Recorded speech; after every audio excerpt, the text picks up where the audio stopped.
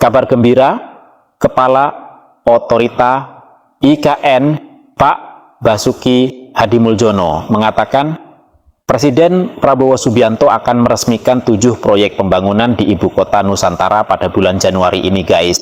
7 bangunan yang akan diresmikan merupakan usulan dari Menteri Pekerjaan Umum Dodi Hanggodo. Pak Menteri PU mengusulkan Presiden untuk meresmikan beberapa bangunan. Kami juga mengusulkan beberapa groundbreaking, ucap Pak Basuki. Pak Basuki menjelaskan untuk waktu pelaksanaan peresmian dan groundbreaking akan menyesuaikan dengan kesediaan jadwal Presiden Prabowo Subianto. Ia berharap Prabowo segera berkunjung ke Ibu Kota Nusantara untuk meresmikan 7 bangunan tersebut. Jadi tergantung jadwal beliau. Saya kira ia akan hadir. Karena kehadiran beliau, Presiden Prabowo, pasti akan meningkatkan semangat, terutama para investor, katanya. Adapun 7 bangunan yang akan diresmikan tersebut ialah Istana Garuda beserta bangunan pendukungnya, Jalan Tol segmen Karyangau ke Simpang Pulau Balang, dan Jalan Tol segmen Jembatan Sepadung. Kemudian ada kantor Kemensetnek, kantor Kemenko 3, kantor Kemenko 1 dan 4, dan PST, dan spam sepaku dari jaringan distribusi utama dan jaringan distribusi pelanggan.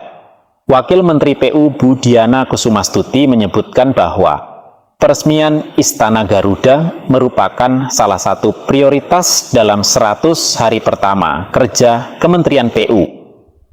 Bangunan ikonis ini akan menjadi pusat kegiatan kepresidenan sekaligus simbol kemajuan Ibu Kota Nusantara. Sebagai latar belakang, Istana Negara dan Istana Garuda yang dibangun di Ibu Kota Nusantara sebelumnya telah diresmikan oleh Presiden Joko Widodo sebagai bagian dari proyek ambisius memperkenalkan Ibu Kota baru Indonesia, guys. Terletak di atas bukit, Istana Garuda dirancang sebagai kantor Presiden dengan material yang berasal dari berbagai daerah di Indonesia, menegaskan keberagaman dan persatuan bangsa.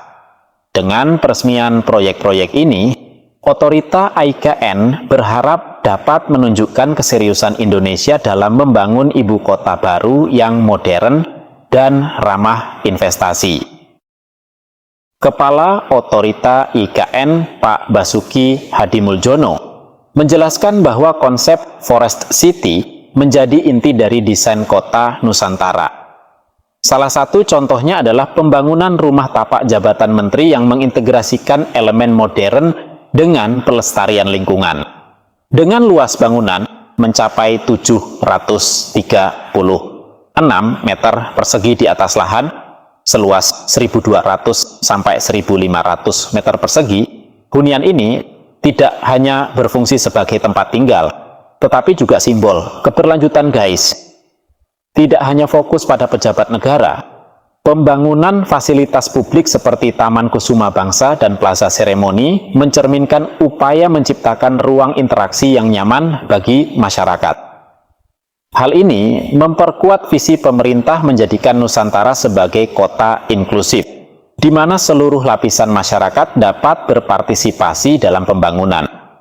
Proyek Ibu Kota Nusantara juga melibatkan sektor swasta dalam menghadirkan fasilitas berkualitas tinggi. Salah satu contohnya adalah pembangunan Swiss Hotel Nusantara, yang menjadi bukti nyata kontribusi swasta dalam mendukung keberhasilan proyek ini. Kolaborasi ini memastikan bahwa pembangunan Ibu Kota Nusantara berjalan sesuai rencana dengan standar yang tinggi. Proyek pembangunan Ibu Kota Nusantara tidak hanya membangun kota baru, tetapi juga menciptakan warisan berharga bagi generasi mendatang.